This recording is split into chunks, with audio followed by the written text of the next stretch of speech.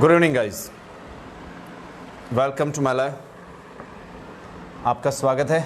चलिए now let's discuss national digital health mission, यानी national digital health mission की क्या करते हैं, बातचीत करते हैं। ये जो हेल्थ मिशन है ये एक प्रोग्राम है जो भारत सरकार द्वारा लॉन्च किया गया दिनों के 15 अगस्त को प्राइम मिनिस्टर नरेंद्र मोदी द्वारा की जाती है। जब उन्होंने लाल किले से भाषण दिया था उसमें इसका मेंशन किया था नेशनल डिजिटल हेल्थ मिशन के बारे में। ये क्या है, किस तरह से ये कार्य करेगा, आपको और हमारे जीवन में इससे क्या क्रांतिकारी परिवर्तन आने वाला है और किस तरह से हमारे जीवन को आसान और हमारे लिए हेल्थ फैसिलिटीज को और आसान बनाने वाला है, ये सारी चीजें हम इस लाइव के अंदर जानेंगे। कल due to the internet disconnectivity I can not reach out to you, और इस वजह से कल मुझे कैंसिल करना पड़ता है। आज हम इस टॉपिक को पूरा करते हैं। चलिए जानते हैं इसके बारे में, नेशनल डिजिटल हेल्थ मिशन। पहले इसका थोड़ा सा बैकग्राउंड जान लेते हैं, उससे पहले बाकी चीजें जाते हैं। अब देखते हैं, बात जानते हैं नेशनल डिजिटल हेल्थ मिशन। जैसा इसमें शब्द में नाम है डिजिटल, डिजिटल का मतलब क्या होगा, अब सारी जो हमारी हेल्थ फैसिलिटीज है वो सारी हेल्थ फैसिलिटीज डिजिटल हो जाएगी। डिजिटल का मतलब क्या हो जाएगी, ऑनलाइन हो जाएगी। हमें गवर्नमेंट एक ऐसा प्लेटफॉर्म प्रदान करेगी जहां से हमारे सारे के सारे जितने भी टेस्ट हैं वो सारे टेस्ट आपके डिजिटली अवेलेबल रहेंगे। फॉर एग्जांपल, आप एक पेशेंट हैं तो जब हम डॉक्टर के पास जाते हैं तो हम मान लो कोई भी पेशेंट है डॉक्टर के पास जाता है तो डॉक्टर उसका अगर सामान्य बीमारी है तो उस सामान्य बीमारी को तो वो ऐसे ही पता लगा लेता है कि आपको कफ है या छोटी सी बीमारी सर दर्द है तो ये दवाई लेके मेडिसिन लीजिए आप सही हो जाएंगे। लेकिन अगर आप सीरियस कोई बीमारी है या फिर ऐसी है जिसमें आपको टेस्ट जरूरी है, जैसे ब्लड टेस्ट हो गया, सीटी स्कैन हो गया या उससे भी ज्यादा और टेस्ट चाहिए, तो वो सारे टेस्ट डॉक्टर को करने पड़ते हैं। तो जब आप डॉक्टर के पास जाते हैं सारे आपके टेस्ट होते हैं, काफी खर्चा आता है उन टेस्ट में। जब टेस्ट हो जाता है तो उसके बाद डॉक्टर आपकी रिपोर्ट देखता है।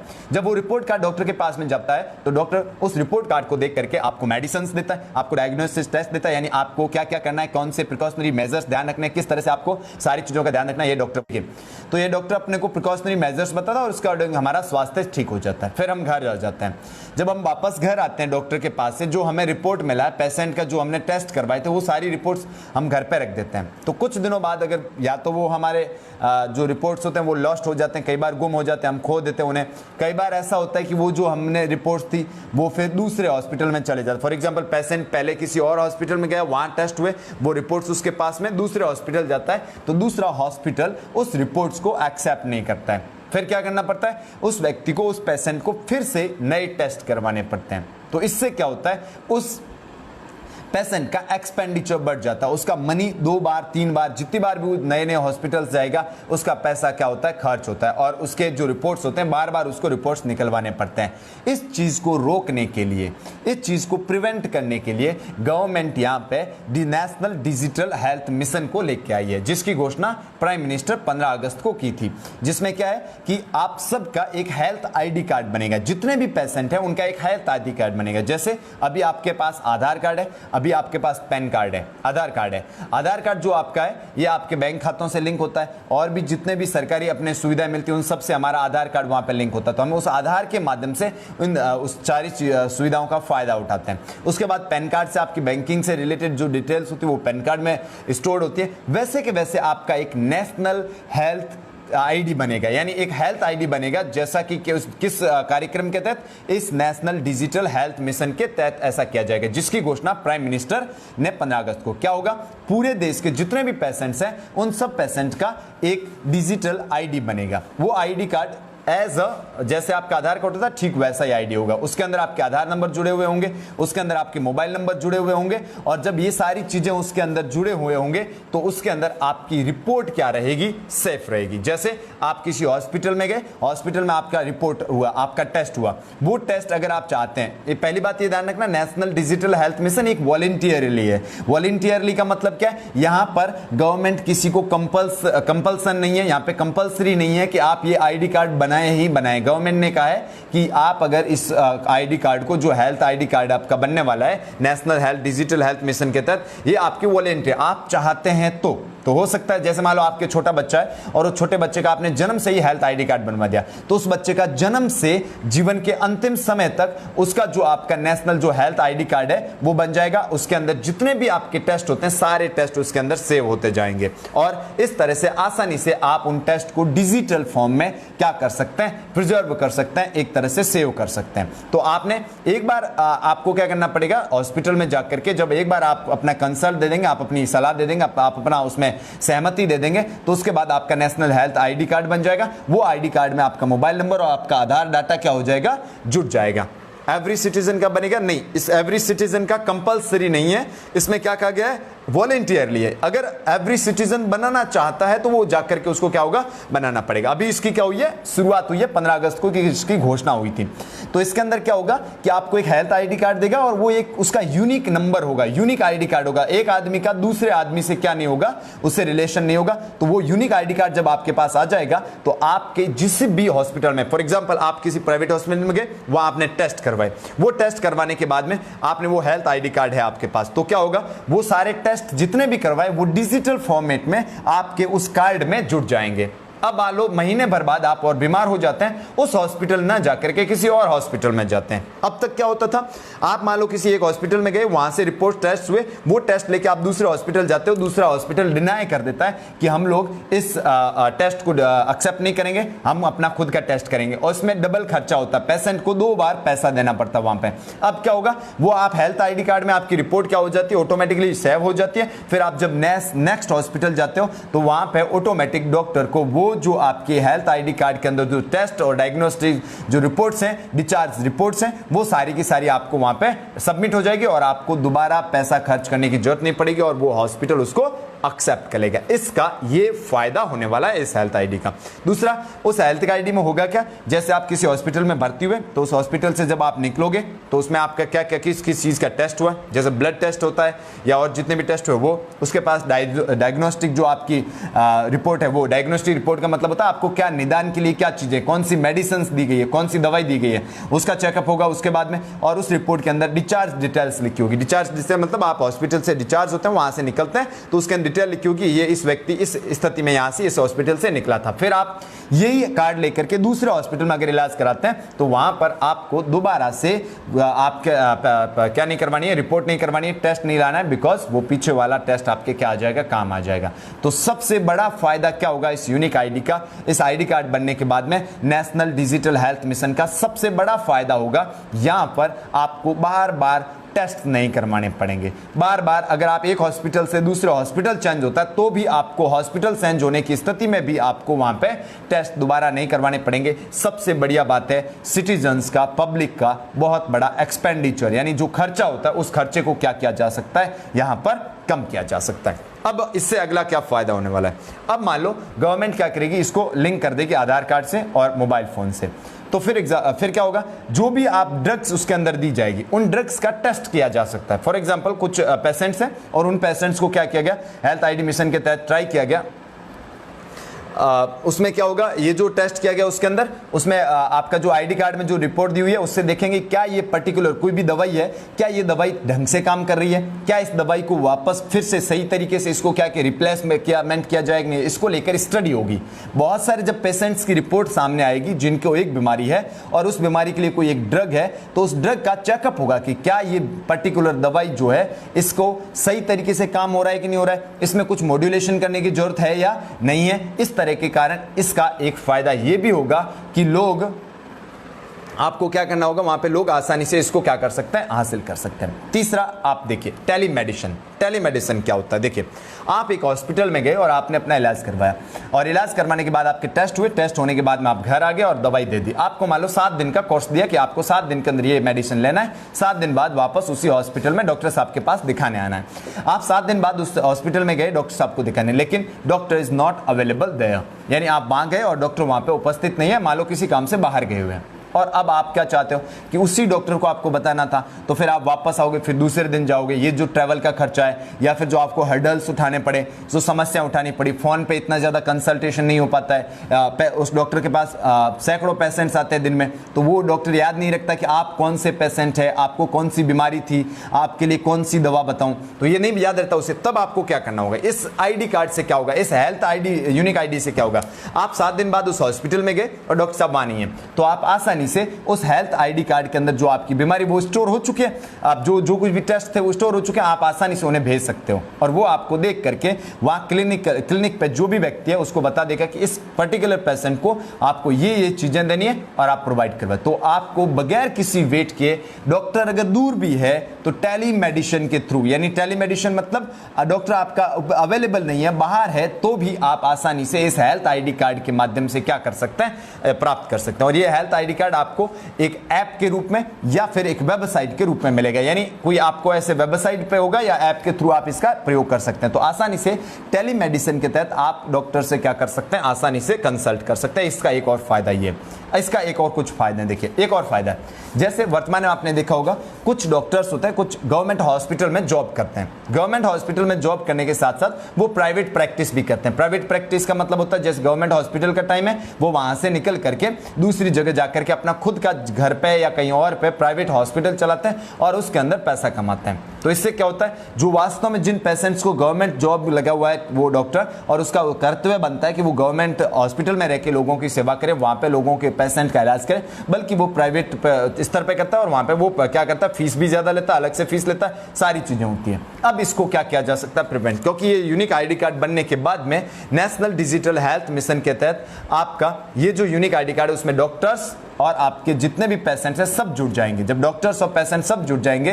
तो उस डॉक्टर का जिस जिले के अंदर या जिस गांव के अंदर उसकी ड्यूटी है, तो वहां उसका अगर परफॉर्मेंस गिरता है या उनकी जो परफॉर्मेंस है उसमें कमी आती है तो उससे पता चल जाएगा और इस तरह का भ्रष्टाचार रोका जा सकता है। यानी जो प्राइवेट हॉस्पिटल्स के जो टीचर जो डॉक्टर्स हैं वो अगर प्राइवेट प्रैक्टिस करते हैं, उस प्राइवेट प्रैक्टिस के ऊपर भी क्या लगेगा, प्रिवेंटेशन लगेगा, रुकेगा। तो ये इस सारे के क्या है, इस सेल्फ बिजनेस करते हैं उस सेल्फ बिजनेस पे क्या हो जाएगा, आपका रुक जाएगा। तो ये सारी चीजें इससे क्या होने वाले हैं, डिजिटल हेल्थ मिशन आने से क्या होने वाले हैं, फायदे होने वाले हैं। लेकिन यहां पर आपको समझना है ये एक वॉलंटियरली क्या है, एक आपकी सेवाएं प्रोग्राम है। इसमें अगर आप वॉलंटियरली काम करते हो तो ही, यानी अगर आप चाहते हो कि आपका हेल्थ आईडी कार्ड बनेगा तो ही बनेगा। आपने हेल्थ आईडी कार्ड बना लिया, फिर आपके जितने भी जिस दिन से बन गया उसके बाद जितने भी आप जीवन में टेस्ट कराओगे सारे टेस्ट उस आईडी कार्ड के अंदर स्टोर होते रहेंगे। और जब वो स्टोर हो जाएंगे तो फिर आप एक, जैसे मान लो आपने बाड़मेर में इलाज करवाया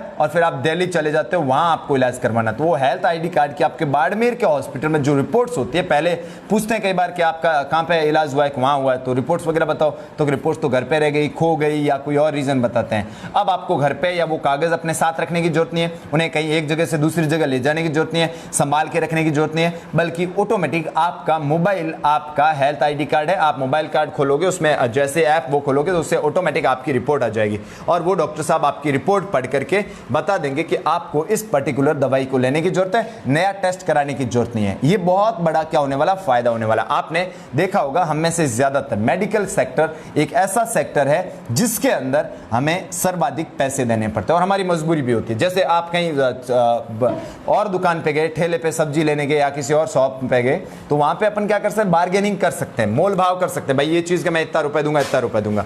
आप मेडिकल सेक्टर में जाओ, आप हॉस्पिटल में गए, इंजेक्शन वगैरह लगवा दिए और फिर अड़ के बैठ गए भाई मैं तो इतने रुपए दूंगा, वहां चलता नहीं, बिकॉज वहां पे मेडिकल है और हमारे जीवन पे बनी हुई है। इस कारण हम क्या नहीं कर पाते, वहां बार्गेनिंग नहीं कर पाते हैं। इसका कई बार जो केमिस्ट वगैरह, केमिस्ट शॉप वाले यानी जो मेडिकल स्टोर वाले वगैरह होते हैं वो इसका फायदा उठाते हैं।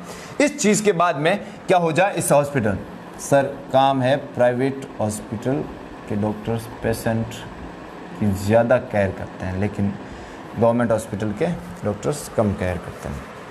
उसमें ये कोई कम केयर करने का उद्देश्य होता है कि गवर्नमेंट हॉस्पिटल जाओ, उन्हें पता है कि हमारी फिक्स चल रही है। ये तो गवर्नमेंट हॉस्पिटल का कारण नहीं है, गवर्नमेंट कोई भी इंस्टीट्यूशन हो, चाहे स्कूल हो, स्कूल को ले लीजिए या फिर और कोई इंस्टीट्यूशन है, तो उन्हें पता है we have a fix salary और 64-62 साल जितनी नौकरी है फिक्स नौकरी है, तो हमें कोई निकालने वाला है नहीं और ज़्यादा रिस्पॉन्सिबल बनने की जरूरत नहीं है, आगे बढ़ करके ज़्यादा समाज सेवा करने की जरूरत नहीं है। लेकिन प्राइवेट हॉस्पिटल वाला इसलिए करते क्योंकि उनका दूसरे हॉस्पिटल के साथ कॉम्पिटिशन होता है, तो अगर आगे बढ़ करके लोगों की सेवा नहीं करेंगे, वहाँ पर रेस्पेक्ट नहीं करेंगे, तो उनको पता है कल को डॉक्टर अपने यहाँ बैठेंगे तो फिर चले जाएंगे,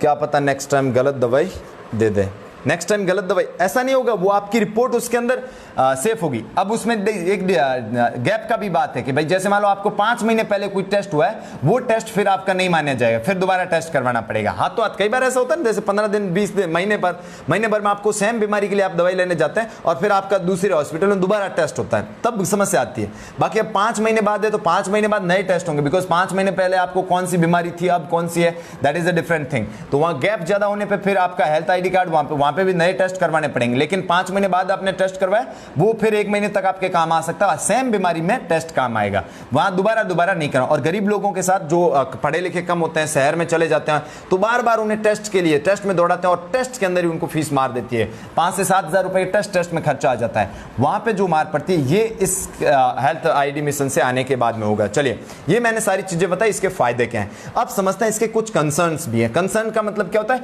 इसकी कुछ समस्याएं भी है। समस्या, पहली समस्या प्राइवेसी। प्राइवेसी क्या है? आधार कार्ड। हमारा आधार कार्ड में बैंक का डाटा, हमारा आधार कार्ड बैंक से रिलेटेड, तो हमारा बैंक का डाटा भी आधार कार्ड से लिंक होता है, और भी बहुत सारी रिपोर्ट्स जो हमारे लिंक होते हैं वो आधार कार्ड से लिंक होते हैं। ऐसे बहुत सारे उदाहरण सामने आए हैं, ऐसे भी बहुत सारे लोग आए जिनका डाटा लीक हुआ है, आधार कार्ड का डाटा लीक हुआ है, जिसकी वजह से उनके प्राइवेसी के ऊपर बहुत बड़ा क्या बन चुका है, थ्रेट बन चुका है। ऐसे कैसे ये हेल्थ आईडी कार्ड भी क्या करेगा, आधार कार्ड को जोड़ेगा, और इसके अंदर पेशेंट में जितनी सारी बीमारियां हैं, देखिए कुछ ऐसी बीमारियां होती है किसी भी मनुष्य में जो सिर्फ डॉक्टर और पेशेंट के बीच में क्या होती है, कॉन्फिडेंशियल होती है। फॉर एग्जाम्पल एड्स है किसी को, तो वो एड्स है तो व्यक्ति रिवील नहीं करता है, डॉक्टर को पता है, पेशेंट को पता है, उसका ट्रीटमेंट चल रहा है तो वो उसको रिवील नहीं करना चाहता है। टीबी कई बार क्या होता है, जैसे मधुमेह है, यानी वो उनको मधुमेह हो रखा है तो उसको भी वो रिवील नहीं करना। कुछ ऐसी बीमारियां होती हैं जिनको हम रिवील नहीं करना चाहते हैं, वो डॉक्टर और पेशेंट के बीच में कॉन्फिडेंशियल होती है, तो वो जब कॉन्फिडेंशियलिटी बनी नहीं रहेगी, क्योंकि यहाँ पे सरकार क्या होगा, आपका हेल्थ आईडी कार्ड है वो क्या हो सकता है, कल को कोई भी क्या कर सकता है, ओपन कर सकता है, पब्लिक कर सकता है, वहां पे लोगों को टारगेट भी किया जा सकता है। ये सारी चीजें, प्राइवेसी सबसे जरूरी। तो गवर्नमेंट को यहाँ क्या इंश्योर करना होगा, गवर्नमेंट को इंश्योर करना होगा कि जिस व्यक्ति का भी हेल्थ आईडी कार्ड बनेगा, जिस व्यक्ति का भी डाटा किसी भी प्रकार के अगर रिसर्च एंड डेवलपमेंट के लिए यूज किया जाता है, उस आदमी का नाम एनोनिमस रखा जाए, उस आदमी का नाम बाहर नहीं लाया जाए। ये कोशिश होनी चाहिए गवर्नमेंट की,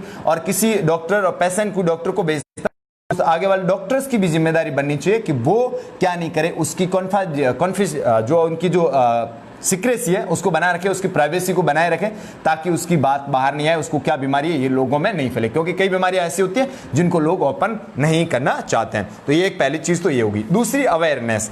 यहां पे इस स्कीम में सबसे बड़ी बात क्या है, इस स्कीम में सबसे बड़ी बात है ये वॉलंटियरली, अगर आप चाहते हैं तो ही आप क्या कर सकते हो, इस स्कीम का फायदा उठा सकते हो, नहीं तो नहीं उठा। गवर्नमेंट आपके घर पे नहीं आएगी, डॉक्टर्स आपके घर पे नहीं आएंगे, कोई कैंपेन नहीं चलेगा कि भाई आप आइए अपना हेल्थ आईडी कार्ड बनाइए, नहीं, आपको कहा बता दिया जाएगा, इन्फॉर्मेशन आ जाएगी, और आप अगर वॉलंटियरली वो कार्ड बनाना चाहते हैं तो ही वो आपका कार्ड बनेगा। तो यहाँ पे सबसे जरूरी चीज है अवेयरनेस। अवेयरनेस का मतलब होता है जागरूकता, लोगों को इसके बारे में पता होना चाहिए, लोगों को ये पता होना चाहिए कि अगर ऐसा इनका कार्ड बन जाता है तो उसके बाद में हमें ये सारे फायदे होंगे, उनके टेस्ट का बार बार का खर्चा कम हो जाएगा। इसके अलावा डॉक्टर अगर बाहर भी है तो हम आसानी से उसको क्या कर सकते हैं, रीच आउट कर सकते हैं, उस तक पहुंच सकते हैं। ये सारी चीजें जब तक लोगों तक नहीं पहुंचेगी तब तक लोग क्या नहीं कर पाए, इस चीज का फायदा नहीं। इसी कारण मैं इसको अभी 15 अगस्त को उन्होंने घोषणा की थी, इसी कारण मैं इसको पब्लिक फॉर्म में लेके कल मैं लेके आया था इस मुद्दे को। फिर क्या हुआ, तो यहां पर अगर हम बात करें तो यहां क्या वो अवेयरनेस जरूरी है। तो अवेयरनेस के बगैर लोग इस बारे में जान नहीं पाएंगे, जब तक लोग इस हेल्थ आईडी कार्ड के बारे में जान नहीं पाएंगे तब तक वो इस तक रीच आउट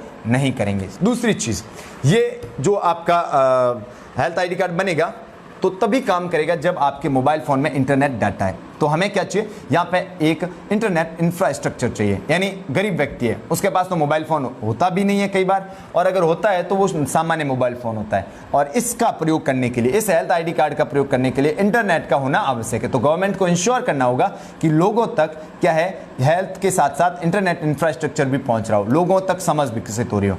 इस कार्ड को बनाएगा कौन, कौन सी अथॉरिटी बनाएगी, तो इसका नाम है नेशनल हेल्थ अथॉरिटी। इसकी स्थापना 2018 में हुई थी।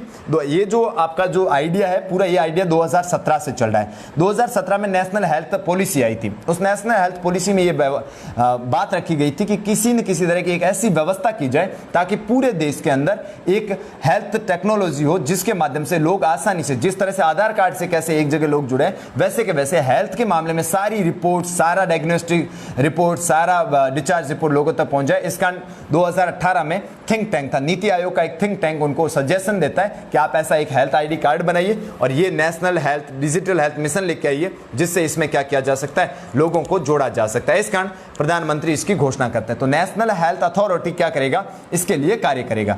और किसके, ये जो योजना है ये आयुष्मान भारत प्रधानमंत्री जन आरोग्य योजना का हिस्सा होगा। आयुष्मान भारत प्रधानमंत्री जन आरोग्य योजना का क्या होगा, हिस्सा होगा। आयुष्मान भारत योजना 2018 में आई थी, लॉन्च की गई थी प्राइम मिनिस्टर द्वारा। इससे 10 करोड़ लोगों को, प्रत्येक व्यक्ति को 5 लाख रुपए तक का क्या क्या दिया जाता है, मेडिकल हेल्प दी जाती है भारत सरकार की तरफ से। अब तक 10 करोड़ लोगों को इस तक रीच आउट करने की कोशिश कर जाए। ये जो आयुष्मान भारत प्रधानमंत्री जन आरोग्य योजना है, इस आयुष्मान भारत प्रधानमंत्री जन आरोग्य योजना के तहत ही ये नेशनल डिजिटल हेल्थ मिशन के तहत आपकी यूनिक आईडी बनेगी। और जब ये आपकी यूनिक आईडी बन जाएगी, यहां पर क्या बात हो रही है, जब आपका यूनिक आईडी कार्ड बन जाएगा तो उसके बाद में ये जो नेशनल हेल्थ अथॉरिटी है ये आपके कार्ड बनाएंगे। लेकिन फिर से बता रहा हूं, वॉलंटियरली है, तो आप अपने आसपास के लोगों को अवेयर जरूर कीजिएगा कि गवर्नमेंट की एक ऐसी पॉलिसी आने वाली है जिसके अंतर्गत इस तरह से हेल्थ आईडी कार्ड्स बनते हैं, क्योंकि सबसे जरूरी है public awareness. Without public awareness लोग जान नहीं पाएंगे, और जब तक लोग इस चीज को नहीं जान पाएंगे तब तक वो आईडी कार्ड्स नहीं बनवाएंगे। और बचपन से, जो आपका बच्चा है, छोटा बच्चा है, तो उसके बचपन से ही बनाइए ताकि उसका